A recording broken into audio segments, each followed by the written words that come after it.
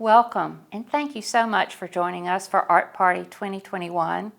We're excited to share stories and insights from some of our staff and our community supporters, as well as further insights on the museum and our current exhibition, Piercing the Inner Wall, The Art of Dusty Bonget. We sincerely appreciate the support of tonight's sponsors and community supporters. Without you, we would not be able to bring art to all Mississippians, provide world-class exhibitions and programs, or support artists and teachers.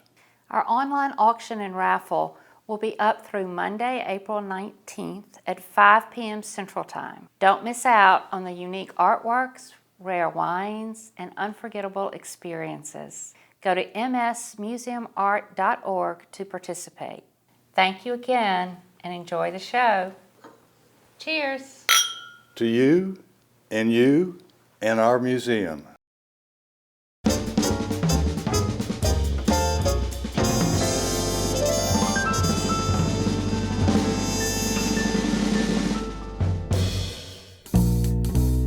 I was attracted to the Mississippi Museum of Art after reading and listening to Betsy Bradley, our director, speak about what her visions were for the museum. It goes beyond the mission statement, which is to connect Mississippi to the world and the power of art to the community, in that she articulated very much that she was interested in finding ways to engage with the local community and really having opportunities to work with artists and residents and others to expand our work at the museum through exhibitions and kind of public-facing programs out into the world. CAPE, which is Center for Art and Public Exchange, is an initiative that the museum has now had for nearly 4 years. I have been so attracted to CAPE in the way that it offers a value system based off of truth, transparency, and equity to really find ways to engage with its local communities, but also on a national platform, work with artists who are deeply committed to methodologies around education, diversity, and inclusion within their practices.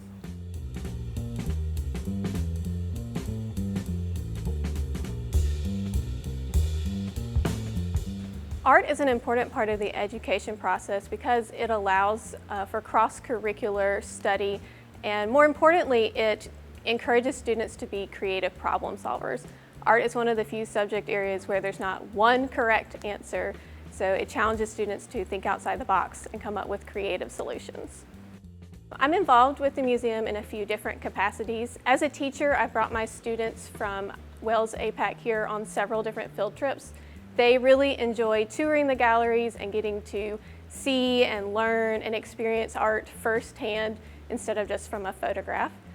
My students are also involved with the Teen Council here at the museum.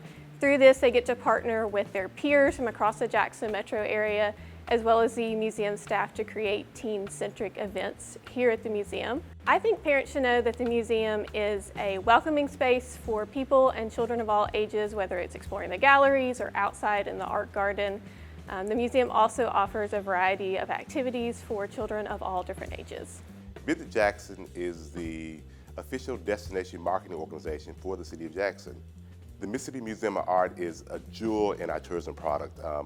Art is the expression of our people. We are the city with soul, and art is the soul of our community. So when we talk about art, you talk about healing, you talk about expression, you talk about innovation. All these combined create the city with soul. It's a bragging point for the City of Jackson to have such an amazing facility right here in our city. Yates Construction and the Yates Companies are proud to be supporting partners of the Mississippi Museum of Art. The permanent collection and special exhibits bring deserved attention to Mississippi's rich artistic history across generations. As a Mississippi company operating throughout the United States, Yates values the important role arts education plays in growing the minds of future generations, our leaders of tomorrow. This is important work, and we're honored to be your partner. All of us look forward to another great year for the Mississippi Museum of Art. When I fell in love with drawing when my father gave me a pencil and told me that, encouraged me to actually start drawing and painting myself. In high school, I started taking classes at the Mississippi Museum of Art. There, I was nurtured by a group of dedicated educators and support staff. They played an integral role in my critical development and it instilled in me a sense of community, which has been a part of my studio practice to this day. I would return there later as a teacher in those very classrooms. My current work honors those voices of individuals who've shaped me along the way. My work is about the residue of memory, and I use materials and subjects sourced from the chocolate side of town. Every time I'm home, I visit the Mississippi Museum of Art to honor those artists who came before me and who helped open doors for me and nurture me as a young artist. I am honored to have a piece that's currently on display and is a part of the Mississippi Museum of Art's permanent collection. Art museums have an opportunity to tell truth from various perspectives, and I think that the Mississippi Museum of Art, in a space that is Jackson, with the history of Mississippi, has the great honor to expand narratives that exist in liminal forms and really have an opportunity to engage with a wide range of people, both inside of the state and outside.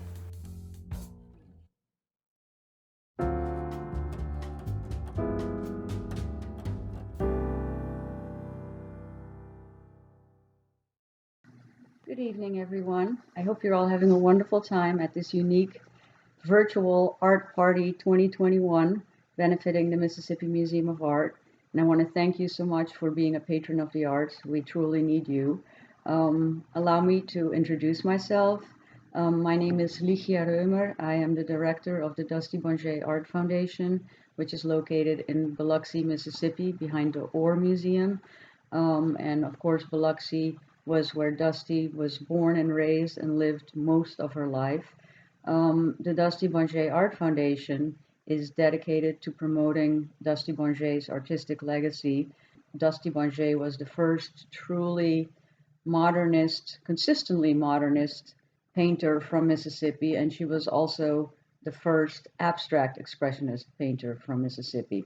So she has a very important legacy indeed. I want to say that the Dusty Bonget Art Foundation staff and board are very happy to have been able to partner with the Mississippi Museum of Art to make sure that this wonderful exhibit, Piercing the Inner Wall, could come to your museum. Today, I will speak a little bit about Dusty Bonget's art and the evolution of her style and the certain personal elements that perhaps subconsciously kept recurring in her paintings. She often revisited familiar themes, and this is not uncommon amongst artists. In particular, today, I will be discussing sunflowers in Dusty's work. Dusty Bonget herself loved sunflowers, and she had them growing in her backyard in Biloxi. She says that she had them on all three sides of her yard, and she was fascinated with the fact that the sunflowers, with their heliotropic response to the sun, literally followed the course of the sun over the course of the day. She was fascinated with that daily rhythm of the flowers, and hence she considered them her favorite flowers.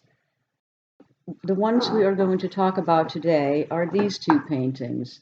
The first painting is a painting simply titled Sunflowers, and it's from 1944.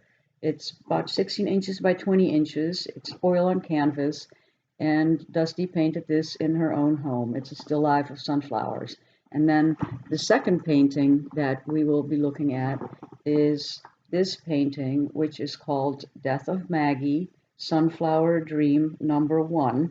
And this painting is from 1958, and it is much larger than the original painting. It's 32 inches by 48 inches. So significant difference, and as you can tell, a very different way of painting a sunflower. The style of painting is very different. The painting from 1944 is in a Cubist style, whereas the painting from 1958 is in Dusty's signature abstract expressionist style. And the third aspect is kind of the personal nature of the paintings. In the first case, it's a very personal home scene of Dusty's house. This was a table that was in her house, and she often had sunflowers, a bouquet of sunflowers on the table in her house. And the second painting is very personal for a completely different reason. It's a painting that is dedicated to a dear friend of hers, Maggie, who had passed away. And secondly, it was a painting that she saw in a dream. So both have those three elements of, you consider what's in the painting, what's the style of the painting, and what's the personal nature of the painting. And in each case, they're very different, and yet they're both sunflowers.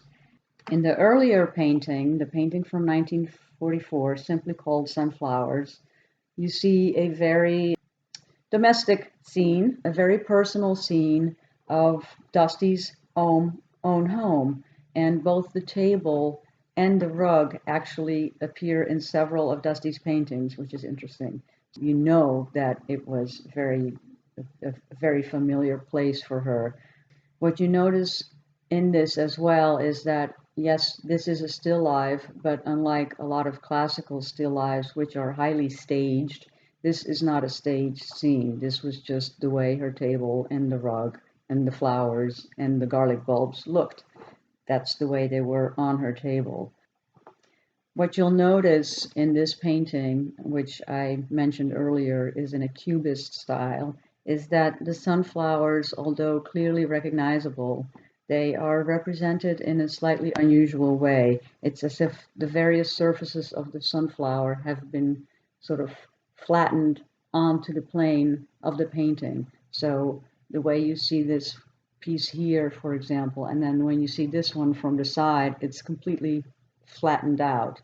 The Cubists often try to represent objects, familiar objects, in a way that would kind of show multiple sides at the same time, which meant that they kind of folded out the different sides, which you might not actually see at the same time, but they fold them out flatly onto the surface of the painting, so you get this kind of strange segmented view, kind of multiple views of the object as you look at the painting.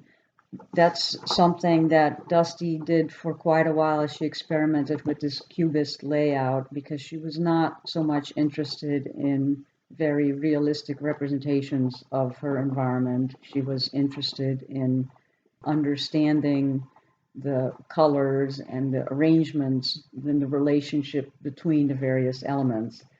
You have a sense in this painting that there is some layering. There's the table and then the bowl of garlic bulbs in the foreground. It's in front of the vase with the flowers, and the table in the background, and then the rug in the back of that.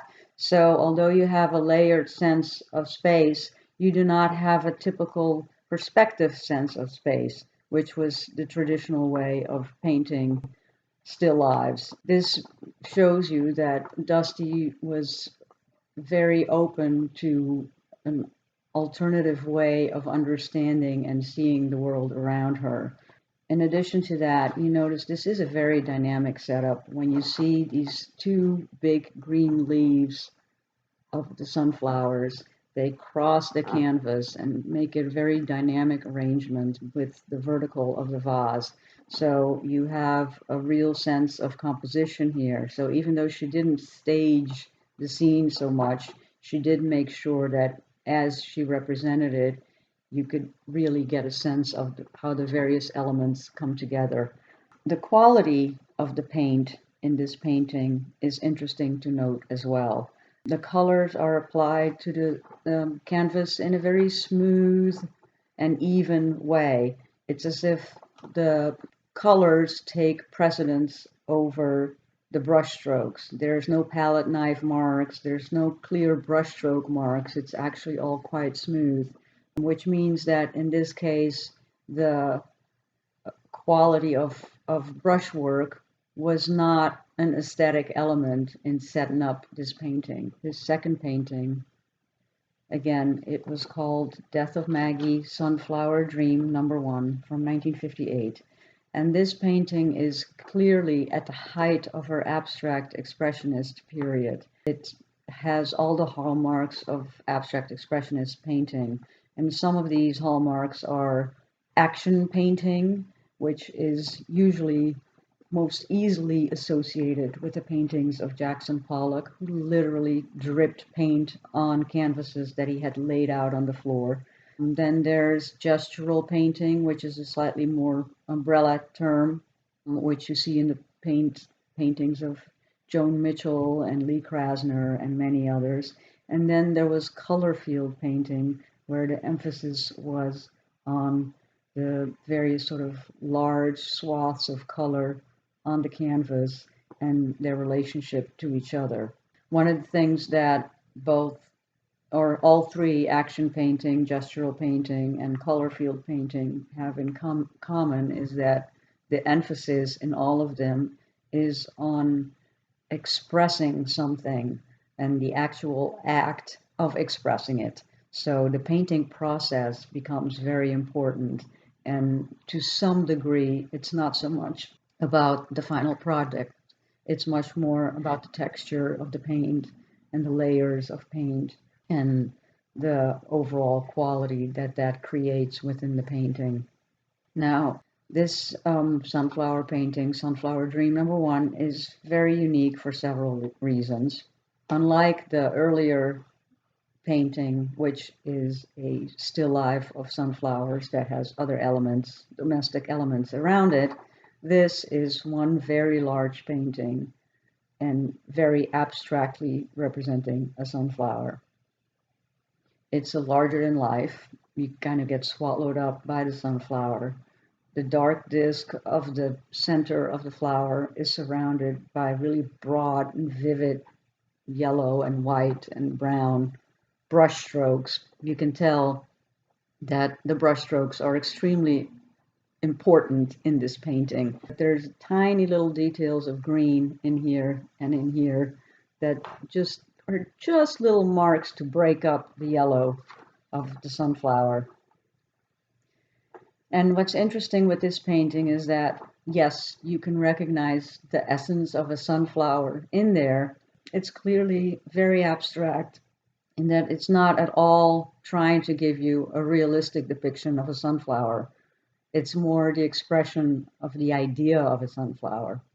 Another aspect that's very important of this painting is that it marks an important new change in Dusty Bonget's work, even within her abstract period, because this was the first painting she ever did that she said came to her in a vision, in a dream.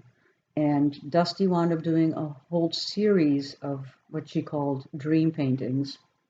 And she would literally get a vision of a color arrangement in her dreams, and she would get up and paint it.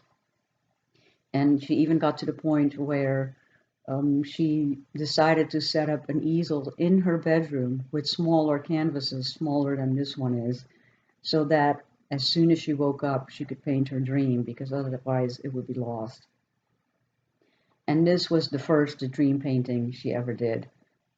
She basically said, the image was so vivid that I had to get up immediately and paint it. And she did that many, many times after. Another aspect of this painting that's very special is that it's a deeply personal painting, because not only did it appear to her in a dream, but she kind of dedicated it to the memory of her dear friend Maggie. So it makes the painting in some ways very intimate, even though it's a large, abstract, expressionist painting. What we have then here is, in terms of looking at the evolution of an artist's work, we have two paintings here that are both paintings of sunflowers. One of them is a still life, one of them is basically um, capturing the essence of a sunflower. They're painted in very different styles. One is an early cubist style that Dusty used, and this is in an abstract expressionist style that Dusty used for most of her life. And finally, each of these paintings is very personal in a different way. The first one is very personal because it's in Dusty's home, or a very intimate space for her. And the second one is very personal because it appeared to her in a dream and it reminded her of her friend Maggie.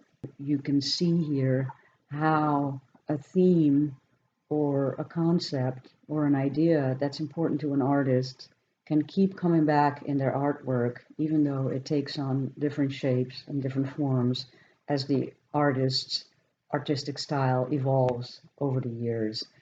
And so it's amazing to see that something as simple as a sunflower can keep coming back and back and back. It also, I think, especially the second piece, the abstract expressionist piece, also shows you that abstract expressionism didn't necessarily mean that nature or familiar concepts were not important anymore. That was not what it was. Abstract expressionism was about expressing thoughts or ideas or concepts or dreams that were important to you.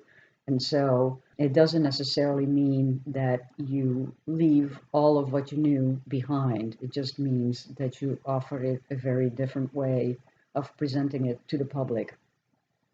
So I hope you got a bit of an idea of how an artist may visit and revisit a familiar theme over the course of their career. And I thank you for listening, and I hope you have a wonderful evening.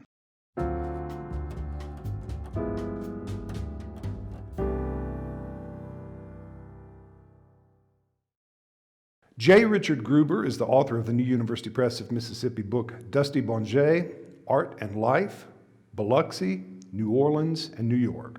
He's written numerous books and essays about Southern art and artists, and we're delighted to have him with us today. Now, welcome Rick Gruber. Greetings from Louisville, and good to be here with you today and to be presenting a program like this with you, Chris, at the time of the show there in Jackson, which is a very important exhibition curated by Bradley Summerall at the Ogden Museum. Brought together many of the most important works by Dusty Bonjay. And what I hope to be able to do today is to add some background and some history about Dusty, about her art, about her connections to the coast. Well, we do have some questions. Let's start with one of the most basic ones. She was born Lillian Sweatman. She married, and that's Bonjay, but how did she get Dusty? Apparently, it's a good question. In Chicago, in her theater days, it's said that she often had a dusty or dirty face and became a joke. She had to go wash her face after her performances or things. So it became a joke and she just became Dusty. So she kept that name and she liked it. How did she come to painting, to art? Did she have any training in college? Was it? No, she didn't. And it's fascinating because she wanted to be an actress. That was her study. When she and Archie were together, Archie thought she had a natural talent, but Archie had gone to the Chicago Art Institute, the Pennsylvania Academy of Walter Anderson, Art Students League. He knew what art schools were. He was well trained, and he told her not to go to art school. He told her that it would take away her natural ability. It would take away her spontaneity. And she had to promise she wouldn't, so she didn't. She studied more or less, if with anyone, with Archie. And she worked with him in the studio. He taught her some basics. And the only time she actually went to any kind of art school was long after Archie was gone. And that was the Orleans Gallery art school in New Orleans in the 50s with George Dunbar and some of the other people who taught there. But by that time, she was already showing in New York. She was hardly a student, but she studied to be part of that environment. And she learned, she said things about the figure and working with a group. But most of what she learned was either through Archie or else it was self-taught. You mentioned the genteel South. The headline, or several of the headlines, referred to Dusty Bonjay as an heiress. How did her sort of family situation allow her? To what extent did her family situation allow her this career as an artist, and how did her works sell over the years? Her work sold well through the Parsons Gallery, and sold comparably priced to what many artists were selling for in that period. Her family, it's an interesting, very interesting question about the family and the art, because her parents lived a long time. When she came back and forth, her parents saw at least the first show or two at the Parsons Gallery. And Dusty lived, it wasn't a bohemian life, but Dusty lived an artist life, and came back to the city in the 30s with Archie. And there seems to be a lot of respect and support. And her father, who clearly had trouble with her being an actress, learned to live with her as being a successful artist over the years. But the abstraction was probably an interesting thing for him, the banker, to understand. But then when he realized how successful it was, and how she was reflecting what was the art of the time, and how it was working in New York galleries and the business part of that, I think that was there. And they were close. She was there in part, I think, to be around him in his later years. She moved into that cottage in 1962 or 63, right next to the big house where he was. So they were close up until the time of his death.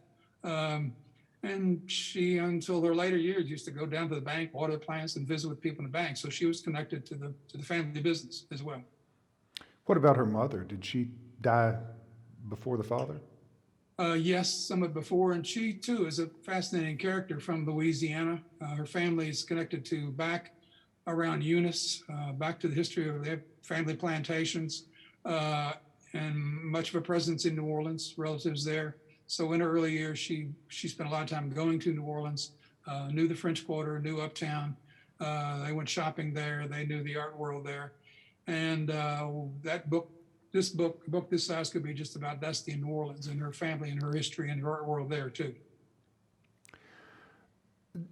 Who were some of her major patrons or supporters? I mean, her work hung in private collections, at businesses, at galleries, in museums. I mean, they're pretty diverse. What struck me is that after especially 53, 54, especially by 56, let's say, but even before that, she was being shown in a number of national museums across the South, in the West, in Texas, in Chicago, and other places. So she began to be known, seen, collected. She's in a great number of museum collections.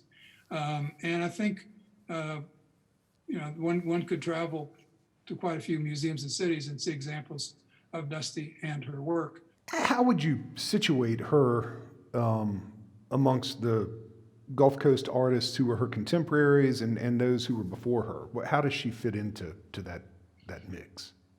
You know, it's a surprisingly interesting and diverse world that I think deserves even more attention. It's been getting attention, but when you think of Walter Anderson, the Anderson family in Ocean Springs, you think of the huge presence of George Orr. George Orr is just a giant, right, in so many ways. And there's a Frank Gehry Design Museum that reflects, some of that stature. But also Roland Barthes was there. The Woodward brothers, William and both the Woodward brothers had a presence there. The Hudson family was there, and many people from New Orleans were coming back and forth. She was connected to many of them, and I think was seen as very collegial from everybody I talked to and interviewed. And in the New York art world, George Dunbar was very close to her, Gene Seidenberg. Many of the artists associated with the Orleans Gallery in the early modernist scene in the 50s and 60s were friends of Dusty's. One thing that stands out is she was very collaborative. She was very supportive. She encouraged her fellow artists, and she helped many of the artists from New Orleans and elsewhere, but especially New Orleans, get into the New York gallery scene. She also worked with someone like Joy Rice and treat each other as peers. And Joy was working with handmade paper, and Dusty wanted to know how to make handmade paper, so they did that. And then they went back and forth and challenged each other with paper or paintings or whatever. Many people, when interviewed, talked about her as having this they try not to say Buddha-like presence, but they always end up saying something like that. And she had this presence and this aura that encouraged and nurtured all sorts of things that maybe they wouldn't have done otherwise. And that was even said at her funeral. And that they weren't certain if she was a Buddha, but they all felt like they'd been in that presence in a way. So an interesting sharing character, and not what you normally hear about the New York world in terms of the cutthroat New York type of art world. Right, right. You sort of touched on it during the presentation, but the variety of media that she used. I mean, the pastel work is phenomenal. Yep. Mixed media, the drawing, painting, sculpting, the fiberglass work.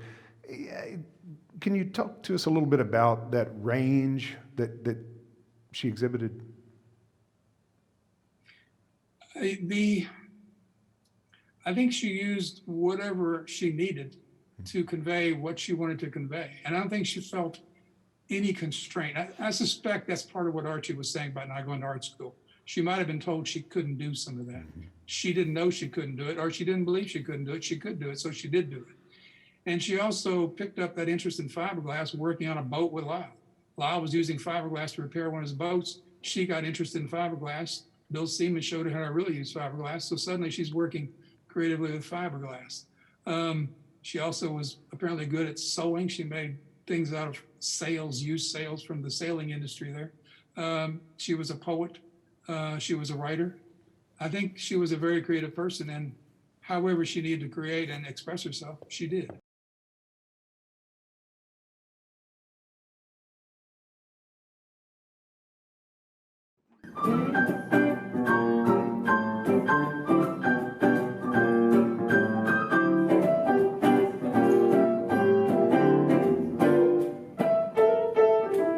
Gonna lay down my burdens down by the riverside, down by the riverside, down by the riverside. Gonna lay down my burdens down by the riverside.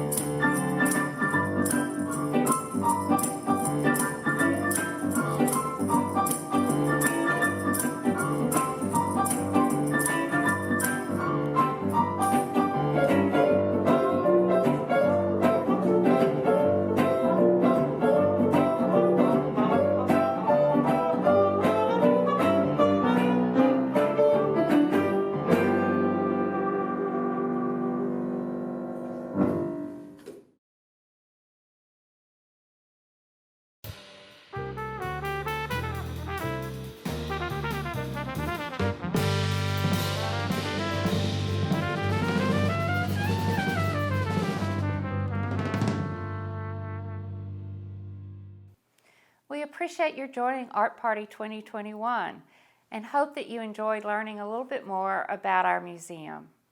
Please don't forget to bid on items in the virtual auction, which ends at 5 p.m. on Monday, April 19th.